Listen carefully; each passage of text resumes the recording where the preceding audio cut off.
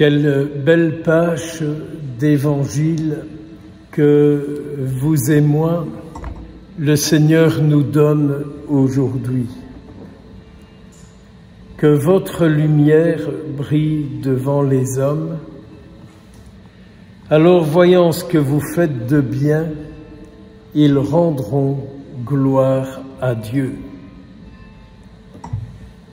Ça fait des années et des années que j'en parle parce que je suis intimement convaincu que vous êtes une occasion, vous êtes chacun, chacune, une occasion pour que les gens disent « Dieu existe, Dieu vit, Dieu agit ». Vous êtes ça.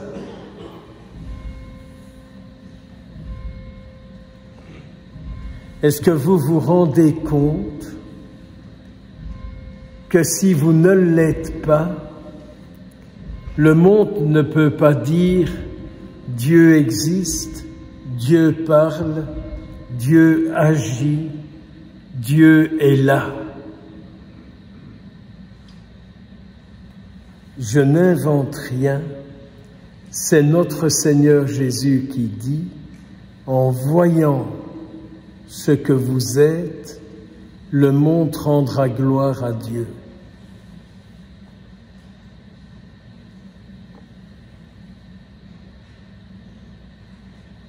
Vous ne trouvez pas qu'il est grand temps de redire, comme on nous invite ici cette année au sanctuaire, Vierge Marie, conduis-nous à Jésus, et vous pouvez ajouter, conduis-nous à Jésus pour que le monde rende gloire à travers ma vie à Jésus. Qu'est-ce que c'est que cette foi que nous avons qui fait qu'elle n'attire pas le monde à rendre gloire à Dieu?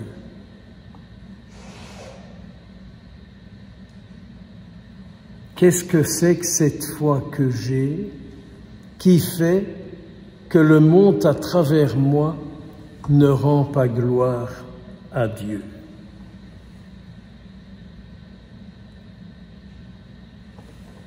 Arrangez-vous avec lui. Je ne peux pas le faire pour vous, mais je dois le faire pour moi.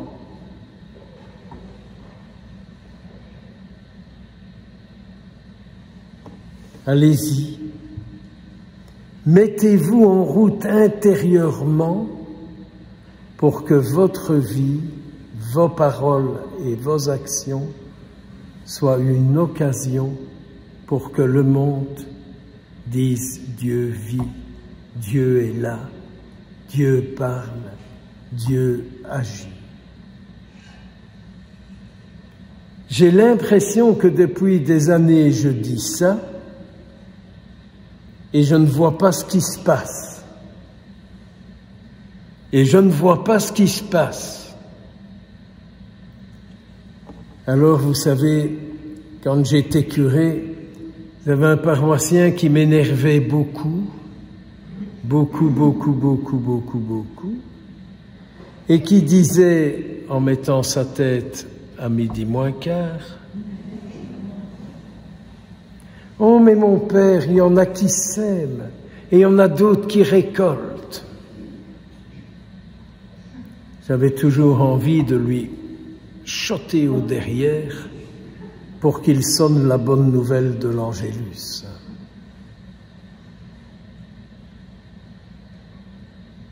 Mais ça s'adresse à chacun de nous. Ça s'adresse à chacun de nous. Ces quelques versets de l'évangile de Saint Luc que nous venons d'entendre, si j'ai bien compris, c'est Jésus qui parle et qui parle d'une lampe allumée. il parle d'une lampe allumée qui doit éclairer le plus possible. Quand Jésus parle d'une lampe allumée, de quoi parle-t-il quand il parle d'une lampe allumée? S'il ne parle pas de vous et de moi, qui êtes une lampe allumée parce que je suis branché sur lui. Il faut être branché sur lui pour être la lumière du Seigneur là où on se trouve. C'est quand même drôle qu'on n'ait pas cette envie. C'est quand même drôle qu'on n'ait pas ce désir. C'est quand même drôle qu'on y travaille si peu. À vouloir être une lumière et être la lumière du Christ dans le monde. J'ai l'impression qu'on n'a pas ce désir-là, j'ai l'impression. Mais vous allez, après la célébration, venir me donner quelques témoignages que vous l'êtes. Je sais comment ça se passe, c'est toujours comme ça. Faut pas l'être pour moi. Je n'ai pas besoin de savonnette. J'ai pas besoin de l'eau de consolation. Je n'utilise pas de savonnette. Je trouve que le gel douche est plus agréable et plus doux au corps, surtout lorsqu'on est un corbeau, n'est-ce pas? À défaut d'être un corsage.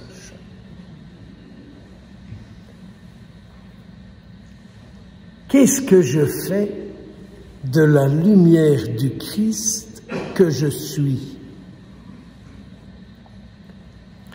Et nous avons entendu que notre Seigneur dit bien, surtout, ne cachez pas la lumière, ma lumière qui est en vous. Ne la cachez pas. Ne la cachez pas. Moi, je suis convaincu que si nous étions tous bien conscients de ça et participant en profondeur de ce désir-là, la chapelle ici Saint-François serait trop petite, tellement nous attirions du monde auprès du Christ. Mais ce n'est pas à coup de morale qu'on attirera des gens au Christ. Ce n'est pas à la morale qu'on attire, mais c'est au cœur aimant du Christ, au cœur sauveur du Christ. Tout ce qui est caché doit apparaître au grand jour. N'ayez pas peur. Il ne s'agit pas tellement de la partie cachée et obscure de votre vie, de la mienne dont il s'agit, mais il s'agit de Dieu qui est caché au monde, de ce Dieu qui aura la dernière parole sur votre vie comme sur la mienne. C'est bien de ça qu'il s'agit. Le monde, tôt ou tard, sera éclairé par la venue de Dieu en ce monde. Et ne sortez pas après la célébration, « Ah oui, c'est la prophétie de celui-là, de celle-là, qui a dit que c'était la fin du monde. » Je n'ai pas dit ça. Je dis, et je suis convaincu, qu'on va vers la fin du monde sans Dieu. Du moins, je l'espère. et je le souhaite, qu'on avance vers la fin du monde sans Dieu. Car ça ne peut plus continuer, ces guerres, ces dictatures, ces bagarres, ces conflits, ces jalousies, ces hommes qui ne sont pas contents d'être un homme et qui veulent devenir une femme, ces femmes qui ne sont pas heureuses d'être une femme et qui veulent devenir un homme, et tout le reste que vous savez comme moi. Ce mécontentement de sa réalité, il faut qu'elle arrête. Et que nous redécouvrions que notre réalité, c'est Dieu. Il est grand temps que vous et moi, nous commencions à dire « Ma vie, Jésus, c'est toi ». Et que nous arrêtions ces spiritualités de venir avec tout notre mal-être auprès du Seigneur. Oui, je vais auprès du Seigneur avec mon mal-être pour qu'il le prenne en charge et que je devienne une occasion de gloire pour lui. Mais une occasion de gloire pour lui. Pas une occasion de gloire pour moi. Alors, quand j'entends Jésus qui dit « À celui qui a, on donnera », je crois que vous avez déjà. Si vous n'aviez pas déjà, vous ne seriez pas là. Et donc, ce que vous avez déjà de lui en vous, il voudrait le compléter, il voudrait le développer, faire que vous ayez en vous encore plus de lui. Son désir, c'est que vous ayez en vous encore plus de lui que ce que vous avez déjà. Est-ce que ça va ? Est-ce que vous voyez ce que vous avez déjà en vous de lui qui est actif? Ou vous vous dites, mais cette parole que j'ai dite, c'est Jésus qui a parlé. Ce geste que j'ai posé, c'est Jésus qui a agi. Eh bien, Seigneur, je veux faire ça encore plus. Je veux que tu parles encore plus. Celui qui a, il recevra encore. Il faut méditer l'Écriture sainte. Il faut la prier, il faut la méditer, il faut l'écouter. Car la parole, c'est Jésus lui-même. Quand je retiens la parole de Jésus en moi, c'est Jésus qui reste en moi. Et puis la triste réalité, celui qui croit avoir, on lui enlèvera même ça. Mais qu'est-ce qu'on en rend compte qui viennent vous raconter toutes sortes et qui s'imaginent que c'est juste. Vous savez, moi j'en vois que quand ils mettent une bougie, ils la tiennent en l'air en regardant la statue. Et je me dis, tiens, c'est à Notre-Dame de la Recette qu'ils la mettent. Et puis j'en vois d'autres qui jettent de l'eau à terre dans la chapelle, de l'eau bénite pour les âmes du purgatoire. Alors je réagis parce que c'est moi qui nettoie. Et je dis, ça restreint, hein. Et puis j'en vois d'autres qui, en cachette, font plein de signes de croix, parce qu'ils ont peur que je le voie. Alors figurez-vous que quand j'enlève mes lunettes, je vois parfaitement bien ce qui se passe dans l'assemblée. Bon, je me dis, autant qu'ils fassent des signes de la croix que de me tirer la langue. Hein.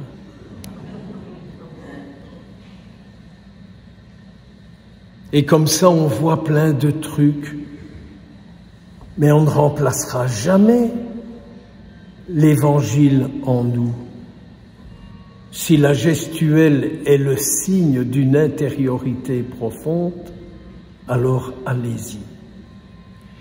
Mais je demande toujours au Seigneur qu'il me rende aveugle et sourd par rapport à tout ce que j'entends, que je trouve qu'il ne lui donne pas la vie. Je lui demande toujours de me rendre aveugle et sourd, mais il n'a pas encore réussi. Mais aussi qu'il me montre tous ceux qui ont et dans lesquels il donne encore pour qu'ils soient plus. Eh bien, je crois que ça, c'est vous tous ici. Vous avez consacré votre argent, votre temps à venir ici afin d'encore avoir plus Jésus en vous. Vierge Marie, conduis-nous tout près de Jésus. Conduis-nous de plus en plus près de lui, que je prenne conscience de celles et ceux pour lesquels je suis lumière et vie, afin que le monde rende gloire de ta présence en chacun de nous. J'en ai marre d'entendre les critiques sur les pratiquants. Je prépare une adulte au baptême. Elle allait dans une paroisse et elle m'a dit « je n'y mettrai plus les pieds » tellement que c'est dur pour moi. Et moi, ça m'est très dur d'entendre ça. Efforçons-nous d'être une action de grâce pour Dieu et demandons-lui la grâce de n'éloigner personne de lui. Il y a des prières qu'on est certain qu'il exauce et d'autres, c'est des commandes qu'il prendra plus tard. Mais il y a des prières que Jésus prend à toute vitesse. Mais il y a des prières où il laisse un peu traîner le bon de commande sur le bureau et ça s'empile avec d'autres. Mais il y a une pile de prières que Jésus répond directement. C'est lorsqu'on demande son esprit, c'est lorsqu'on demande d'être sa présence, c'est lorsqu'on lui dit qu'on veut parler en son nom. Ça, ce sont des prières qu'il exauce toujours. Mais si vous demandez de nouveaux pneus pour votre voiture, il vous dira « va chez Auto 5 ». Si au lieu de l'écouter quand vous êtes à l'adoration, vous récitez votre chapelet, il vous dira « écoute-moi et ton chapelet va le dire à ma mère ». Et on peut comme ça voir et imaginer la pile de prières, de commandes que Jésus reçoit et celles qu'il exauce tout de suite. Quand je dis au Seigneur, délivre-moi de tout ce qu'il y a dans ma vie qui vient pas de toi, pour que je sois plus ta présence, ça, vous pouvez le faire, vous serez exaucé. Mais si c'est pour votre nez qui coule, trouvez plutôt une promotion de Kleenex. Au nom du Père, du Fils et du Saint-Esprit.